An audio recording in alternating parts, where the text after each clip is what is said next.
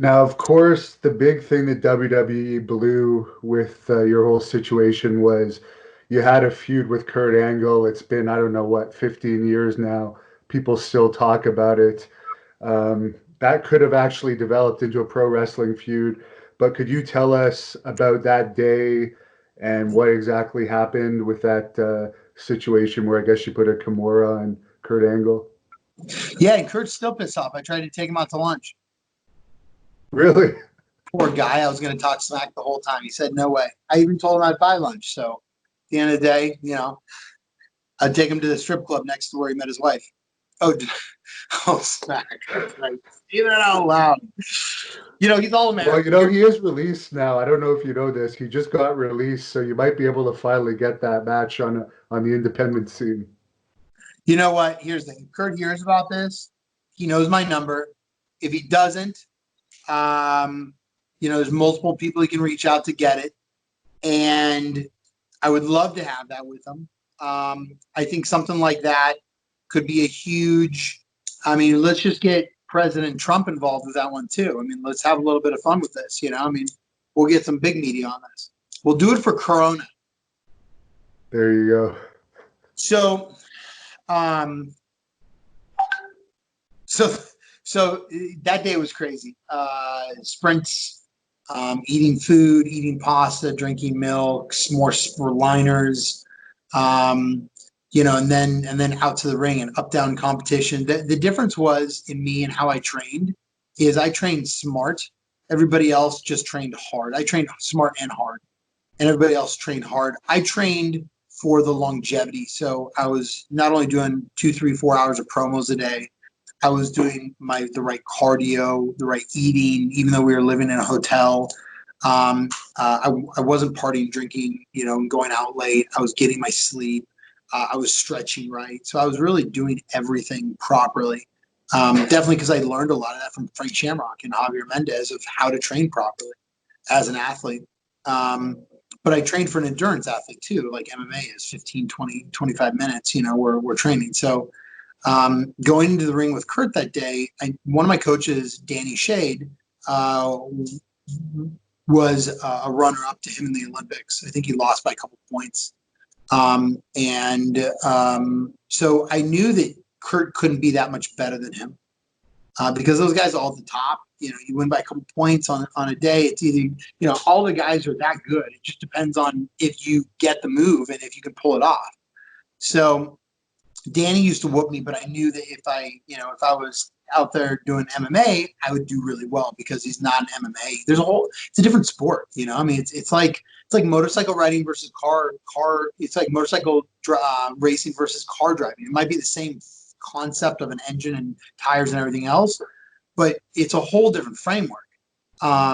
So I went in there and I saw his arm and I said, I'm gonna pull this little sucker, see how far I can pull it off. And I wasn't even on my back. You can look at the referee, what they said. They said in the back, they told the refs to 3 count it. And, it's crazy how they can cheat in a real event in a scripted entertainment industry. So it is what it is. Great experience in my life. That's what I think, gave me one of the upper hands to showing people what I was made out of, because nobody else wanted a piece of one of the toughest guys in the world. And I'm okay with getting whooped. Like, if you don't get whooped, you don't grow. There's no growth in ease. So I like to be able to create some little dis-ease in my life a little once in a while and get pushed.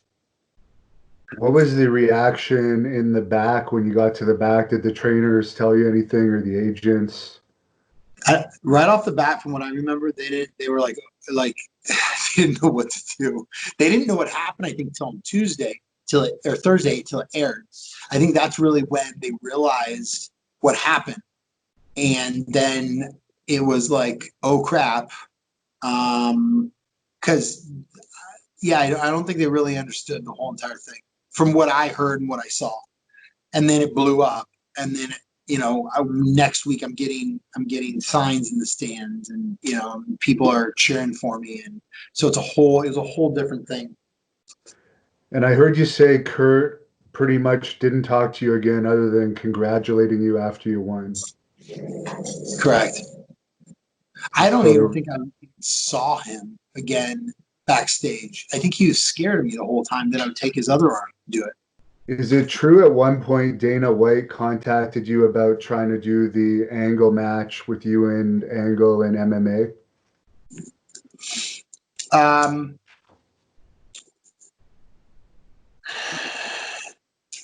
there was talks of it. I don't believe Dana called me on it. Dana, I think, talked to him on it. He might have talked to one of my managers about it. We talked a couple times, but I don't remember everything we said, so we could have brought it up at that point. But I don't remember.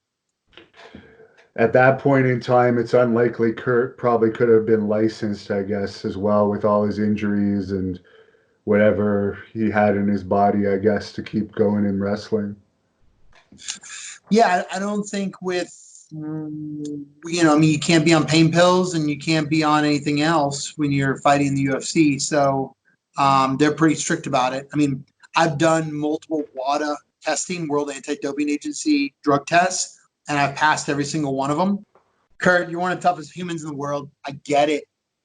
You're the All-American. You married the girl next door. You have a kid. Too bad you live next to a strip club, but it is what it is. And if you ever want to wrestle, let's see how good you are. Let's see how tough. Let's do a drug test. Let's see how tough you are without anything else. So I'll whoop your ass. Thank you for watching the Hannibal TV. Please like this video if you enjoyed it and click the subscribe button to not miss any of our latest shoot interviews, match videos, or news updates. Support us on patreon.com for $1.99 a month to watch our full shoot interviews ad-free and help our channel grow. Follow us on Twitter at the Hannibal TV for instant updates.